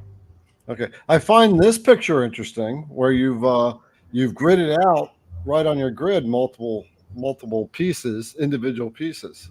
Yeah, that's pretty cool. And then your products. So you don't have a huge product line, which is kind of cool. Yeah, it's like I said, and like you said earlier, we're trying to do one thing really, really well, and there's more in the pipeline for sure. There's a lot of ideas that have come up and many, many things that we want to create. And we'll get there. Yep. Okay. All right. Let's unshare that one. Get back to this. Let's get to Chris's question, which is another good one. Is the surface material laser safe? No, it's not laser safe. Do not use this with a laser. All right. It's also plastic. It's probably going to, if you not only will you burn into the material, but you'll also damage it too. I mean, you'll damage it, but there's gases will come off that plastic too. Cliff says, how do you protect AirWeights when you need to cut through your material? Yeah, so we kind of covered that already. It's either tile gasket and MDF or fixture plates. We have another thing in the works right now, which is going to be really exciting. I'm not at liberty to share it at this moment, but if you're interested in other ways to cut through without the need of either of those, there is something coming. Okay. So make sure to subscribe to our email list for product announcements. Okay, that'll be linked in the description as well. So one of the things that you'll see on one of his videos that you've done, you've been able to you put a very shallow cut in here as a kind of a guideline for you. If I remember right, you did it for a guideline, but you also did it to put your the seal in too. Exactly. Yeah. So you can basically, the best way to find out where you are on the fixture plate is to use your machine to show you. So where you're going to cut it out. You just need to kiss the surface of the material to show where the interior of your part is, your finished part, and then lay the gasket inside of that and then cut.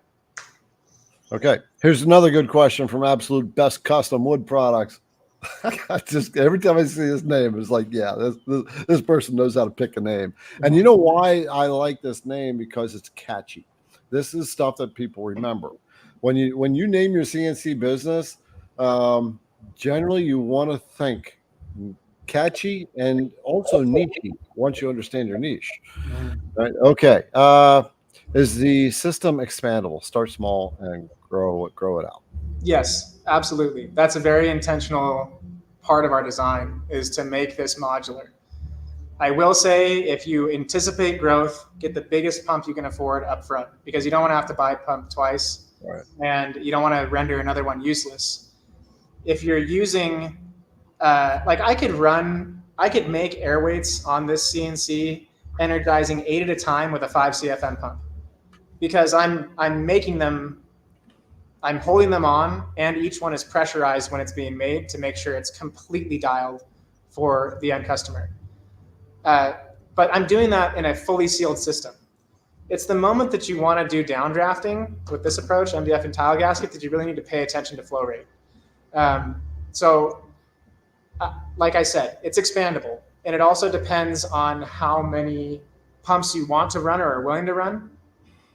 But you could absolutely just add a second system or a third system or a fourth system as you go if you want to spread the cost out. And I mean, even if you're running 4-5 CFM pumps on a 4x4 machine, that's only 20 amps. You know, like it's not that much power.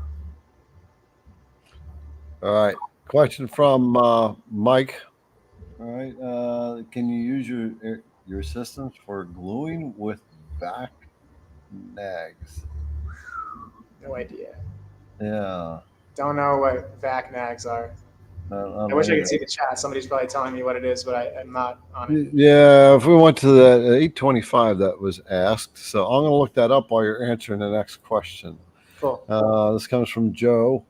And it says he has a vacuum pump and he used it with his degassing stabilizing chamber, right? Yeah. Can this work with the AirWeights? What Yeah. is the needs of the vacuum pump for it to work? 3.5 CFM is great if you're doing vacuum clamping, direct mount, or a fixture plate.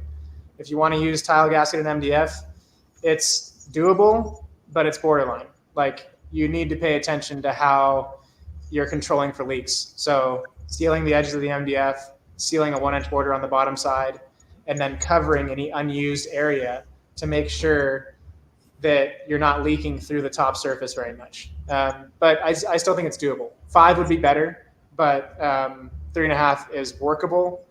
And it's also area dependent, right? So there's so many factors. Like 3.5 CFM would probably work just like this if your part is 24 by 24. No problem. You have plenty of area to work with. But if you're making stuff that's like 6 by 8, you know, then it's a different story. All right. I'm still looking up back nags. So explain it in the comments. I will look at it, or Julianne or Liberty will pop it up. I think that they're meaning vacuum bags. I'm seeing a lot of comments that are saying bags. Yeah. Okay, so let's bring that question back up. All right. Yeah, can you use a system for gluing with vacuum bags? Yeah, so we don't offer vacuum bags right now, but our vacuum pumps are very, very similar to any vacuum bagging pumps that are out on the market today. They're just pretty bare bones, and you know, there's no regulator, there's nothing like that to control or basically stop pumping when you reach a certain threshold pressure. And so there may be some, you know, things that you would like to add on. I could see us offering those accessories in the future, but you know, vacuum bagging is not our primary market approach. I'm in love with CNC machines. That's my thing. So that's where I'm focusing, and that's where I'm putting my energy. You could absolutely buy one of our pumps, use it for vacuum bagging, and it would do great. But you need to do a little bit of plumbing. So is that like food vacuum packing? That kind of, is that what this concept is? I think it's more like, let's say you have a complex form and you want to put a hardwood veneer on the outside. Oh, okay. You want to, like, you know, put a veneer onto an MDF piece that you routed or whatever. Or like, there's some pretty cool ways, like you can do glue ups with really complex geometry and machine molds on your CNC and then use a vacuum bag on top to form. So you can form to it. Gotcha. Okay. So we are at the bottom of the hour. We're going to keep going. We've still got 12 questions in the queue. And if we get through them before 10 and we got some time, we'll hammer out a couple more questions. Again, we got Liberty and Julianne in the background, keeping you guys busy, talking to you, making sure everybody's keeping their comments clean. And they're popping in links when I ask them to, and gives me an opportunity to have another drink. One of these days, this won't have water in it. It'll have something else. By the way, I just got rid of Big Blue today. The Phantom is gone. Making room for the alt mill that is coming in. So You excited about that? I am. The Phantom was just, it didn't really, it's more of a production machine. Mm-hmm. And so it didn't really serve the people that I'm serving, the beginner CNCers, the home Yeah. people. It's more of a, getting towards industrial level CNCs. So That's an interesting point, Garrett. I wonder if we should touch on that a little bit. Like this can be pretty complicated. Vacuum work holding, there's a lot of little details to pay attention to. And when you're a beginner, there's so much to remember, so much to think about. Like, it's a great reason why this checklist exists that you've produced. But, work holding is a big part of what you start out learning really early on. You realize, well, I can't do anything unless I can hold my part down. Yeah. And our hope is that our system is approachable enough that even a beginner, novice, can buy this system, put it on their machine, and get cutting relatively quickly. And we've seen that, and we're happy to support people who have questions. And I don't want to sugarcoat it. It can be complicated, and we do our best to make it simple. Yep, absolutely. It is. It can be complicated. It can be overwhelming for people who get into it and don't realize the complexity. Once you're into it for a while, it all starts to make sense. Things plug together, they flow, but we still forget stuff. That's why you need to use the checklist. All right, Kimberly, sister, do they clean up after surfacing epoxy inlays? I would probably recommend. So I guess backing up before I say this, we talked about how your vacuum hold down force is proportional to the pressure difference and the area, right? It's pressure difference times area.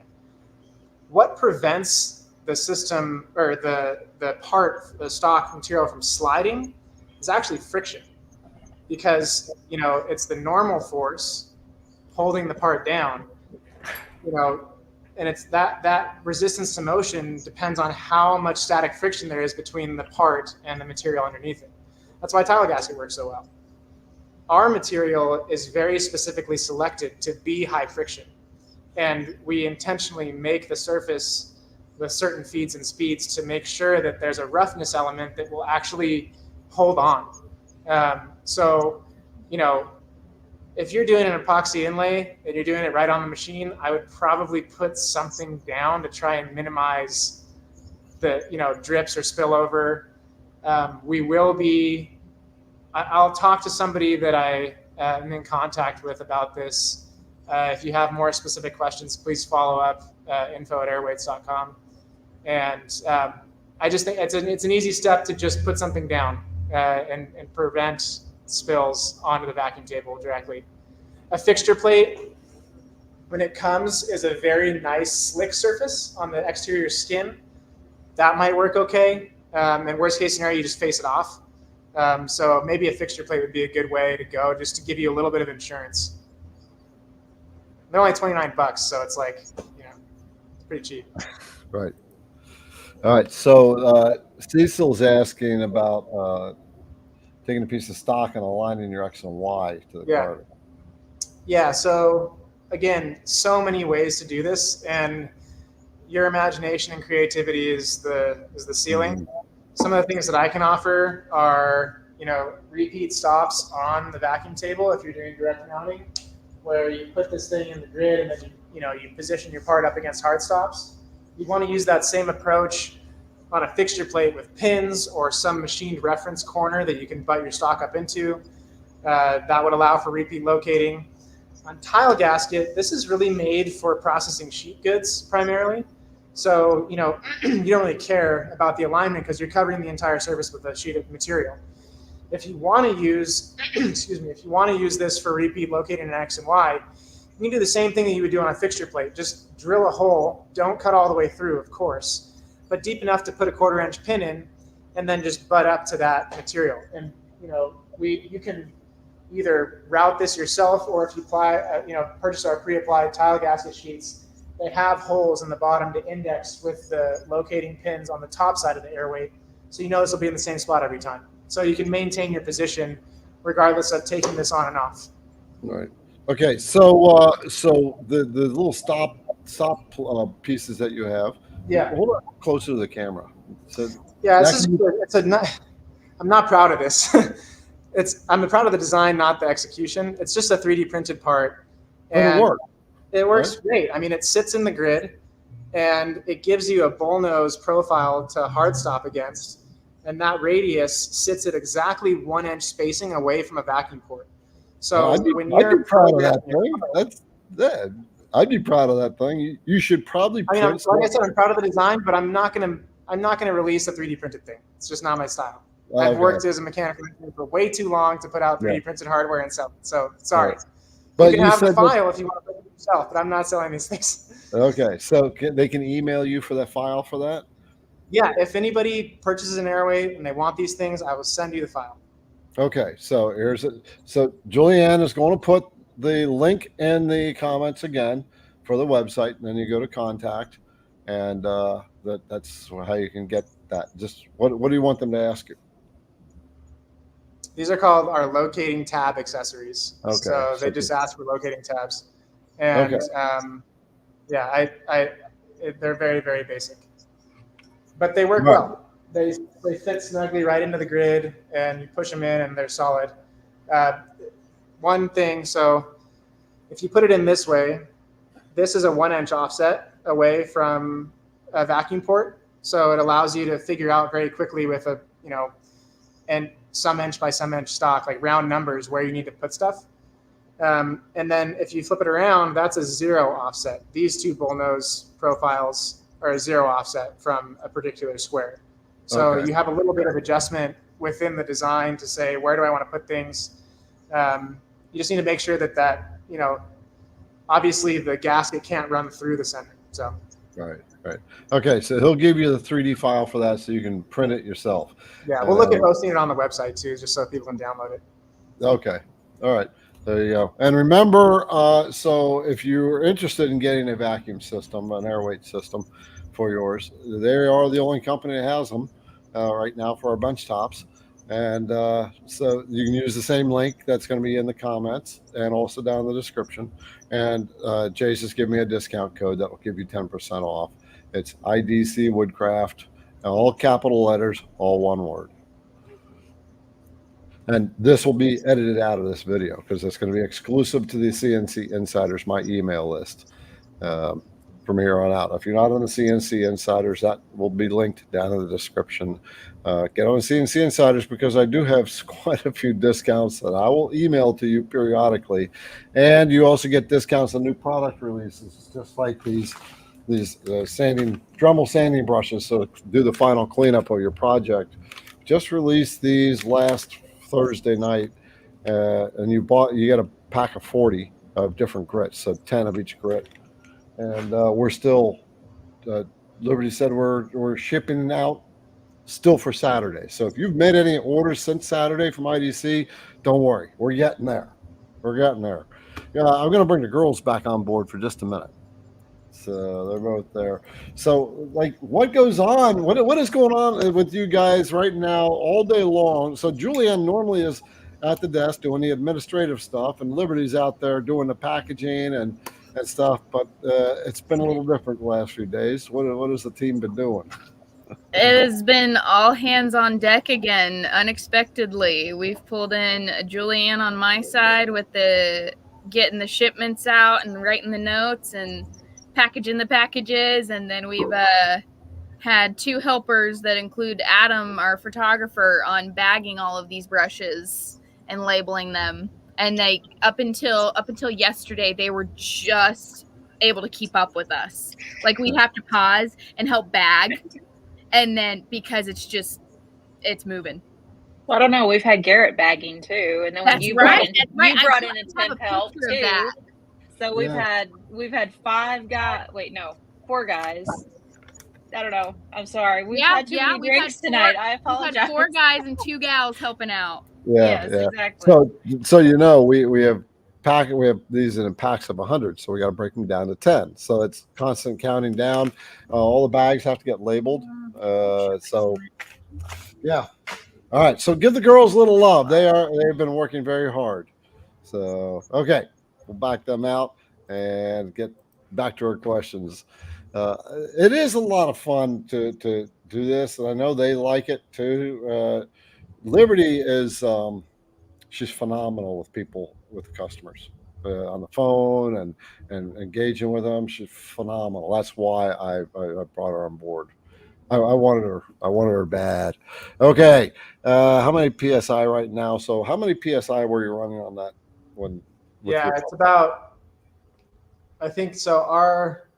Our ultimate vacuum on our pumps top out around like a difference of 12-ish, 12, 13 in there.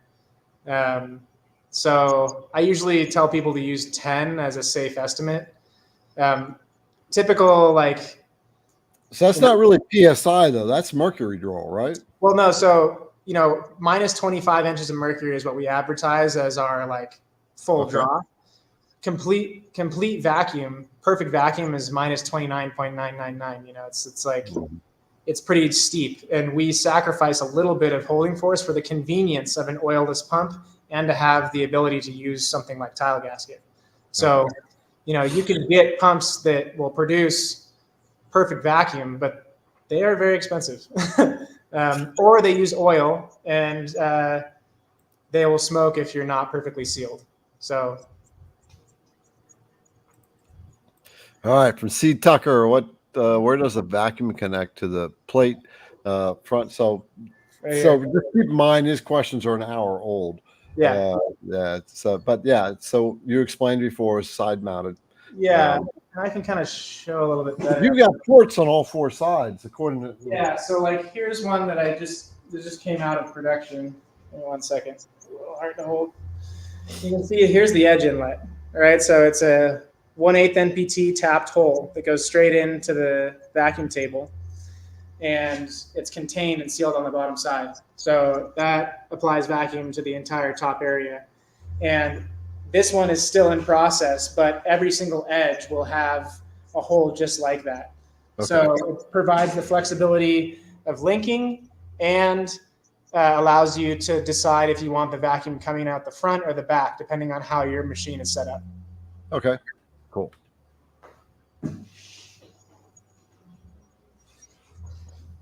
And then so on the, okay.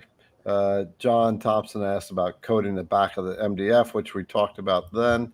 Yes, for MDF, if you want to use it, you can seal the back. I use sanding sealer. Yeah. Because it's water-based and it dries quickly.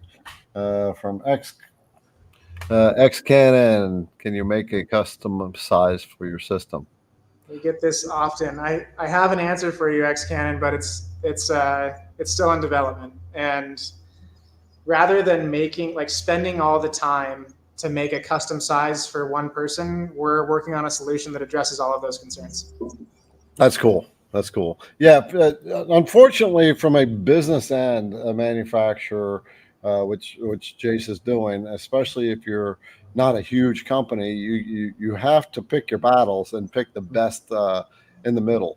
Yeah. And so your systems right now are 24 inch by 24 inch and 24 by 48, right? That's right. And that's because we see, we're looking at trends in the market and saying, where are CNC machines going? And really, it's very much standardizing on sheet good sizes, Right. And we're trying to optimize for material yield, for what makes sense for stock. And we will do other sizes. Like, I've had plenty of requests for 2x3. I've had plenty of requests for larger sizes, which we probably will not do. But there will definitely be some modular, smaller offerings that you can piece together to make whatever size. Metric plates or not, we don't do anything in metric. What you see is what you get. Okay. What was I just thinking? Darn, I had a question in my head and then I forgot it. Oh, well. One thing I'll say about that, though, with the DXF of the airway, it doesn't really matter so much. I guess if you're getting certain size sheet goods, maybe you lose a little yield or whatever. But once you have the design, whether it's metric or imperial doesn't really matter because you have the reference geometry for everything you're going to program. All right. One thing I would say, I forgot to mention this earlier, but when you're going to use this kind of system, you want to surface your spoil board just to make sure that it's flat. Absolutely. First step, before you do anything, give yourself a clean reference so that you know you're installing on a flat coplanar surface. All right. From New Elements, another cool name, by the way. I like the logo too. Does the airweight table require a flat surface? Okay. Spoil board can sit on a table like the Next Wave Shark. Okay. So Next Wave has a metal table on it.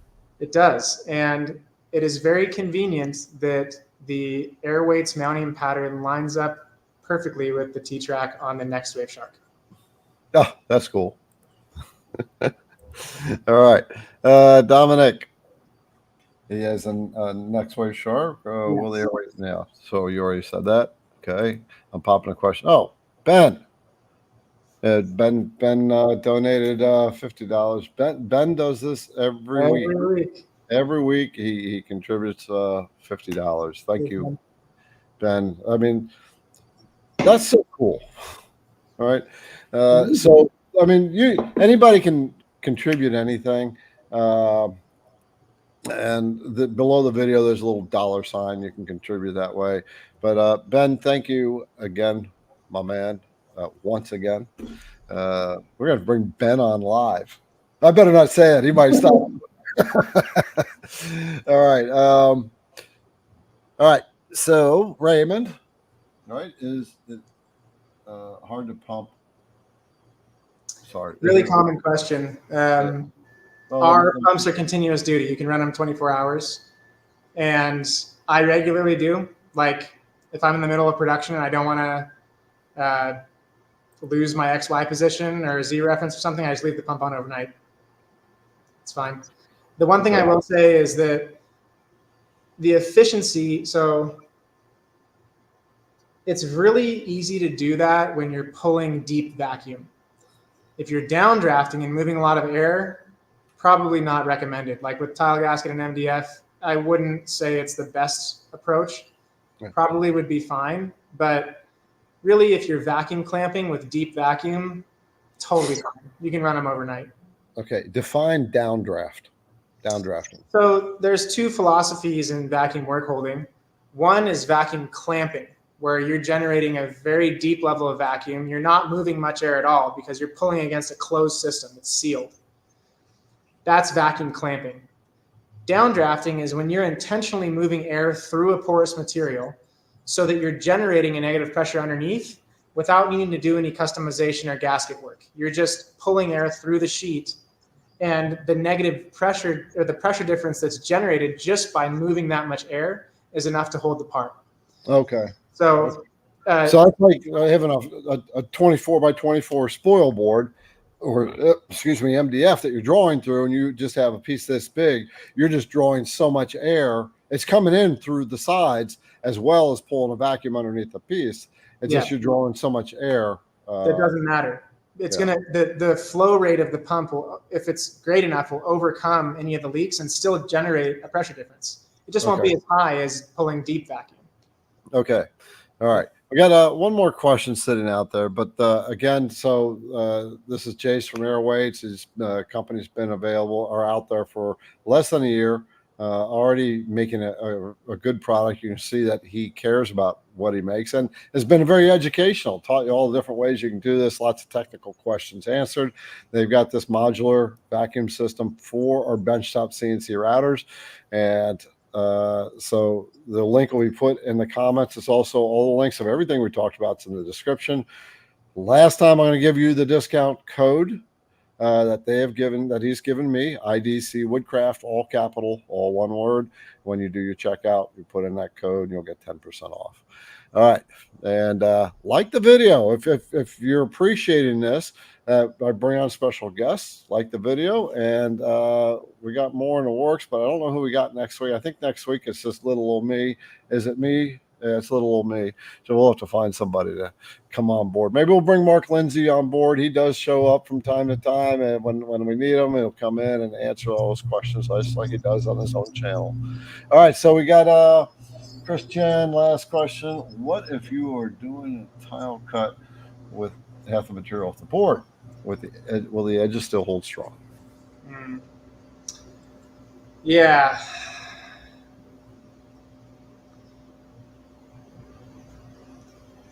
Obviously, I would support the tile, of course. Yeah, I think anything that's hanging off should absolutely be supported at the same level of height as the bottom surface of the material. So if you're hanging something off of this, I can actually do a quick demo. So you actually do have a demo for a piece hanging off. Yeah, it's on our website, but that's vacuum clamping. It's not with tile gasket. Okay. So let me just turn this on. I got my filter back in there. I'm gonna grab this piece.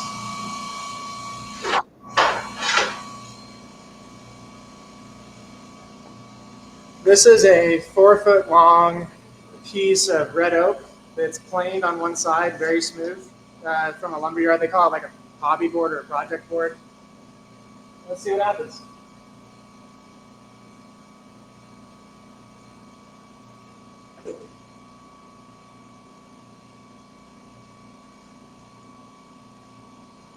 So like in this scenario, I would be supporting underneath this outside edge just to make sure that you're not, you're not providing a torque essentially on the material for it to want to fly off this way. You don't want to have any lifting force. So support the outside edge. But the stuff that's on the tile gasket should hold very strong. Like that's on there. You just don't want to, well, one, you want to make sure that somehow this extended material is supported and it's going to be held. And two, you're just going to be left with the finished part on here anyway. So yeah. I think it's fine as long as you're careful and think through the process completely. All right. Cecil said it's the first one he's watched from end to end. Very informative. So, hey, subscribe to the channel because this is what I bring. I do my best to bring people of this caliber on board to teach you about CNC, give you a lot more knowledge. So, Jace from AirWeights, we talked about lots of things. I've given you links. They'll be down in the description of the video. And make sure you go check out their channel. That will also be linked down in the description. And subscribe here because bring on more people. And get on the CNC Insiders if you want discounts. So you'll always know when we got another special guest coming on board. Jace, thanks for taking a couple hours, 2 hours sitting with us to share your knowledge and show people another way of holding their projects on their CNC routers. And we've learned about the pros and cons of vacuum systems and the do's and don'ts and all that other good stuff. So, yeah. Hey, thanks very much, Garrett. This has been amazing. Great opportunity for us as a business, and we're really grateful to be here. And for all those people out there that are looking to get into vacuum work holding, we want to be a resource for you and help you get to where you want to go. And we're grateful for your support in your business. All right. And in the background has been Julianne and Liberty, keeping you guys entertained and straight. So with that, we have 2 minutes left, but there was a question that I also had a question. It was the same. So can he answer one more just real quick? Bring it up. All right. Right here. Read out the question since you're the one bringing it out. All right, from Matthew Kendall, does your system work best with square stock or will it work well with odd shaped cutoffs that are used to cut smaller parts? So like if you have a weird funky shape, will it still hold it down even though it's not square? Yeah, and that's one of the beauties of tile gasket is it doesn't care what shape the part is. It's universal. You can just drop it on there. As long as there's enough area, it's fine. Now, you can also use a fixture plate to cut whatever odd shape you want because you can use your machine to trace the pattern of the gasket that represents your finished part. So that's another really beautiful thing about vacuum work holding, and actually why I got into it is because I was trying to make really odd organic shapes that you'd find in nature, but not really like something that somebody would design. And that vacuum affords so much flexibility with how you can hold things that the shape is pretty independent. As long as you can create an area of negative pressure underneath, you're good. Cool. Question All answered, right. Julianne? Yep, pretty much. All right. All right. Well, brothers Thanks and for sisters. joining us, Jace. Yeah, it's Yeah. a pleasure to be here. I'd love to come back. Yeah, we'll bring you back. There have been a ton of questions, and there were questions after 9 o'clock that were coming in too, which means we didn't get to all of them. So that means that there's more questions to answer. So we will bring Jace back on. And CNC Insiders, the email list. I'm going to email you tomorrow about this. So, all right, Jace. Thanks a lot, brother. Thanks for having me, Garrett. Thanks, girls. See you next time.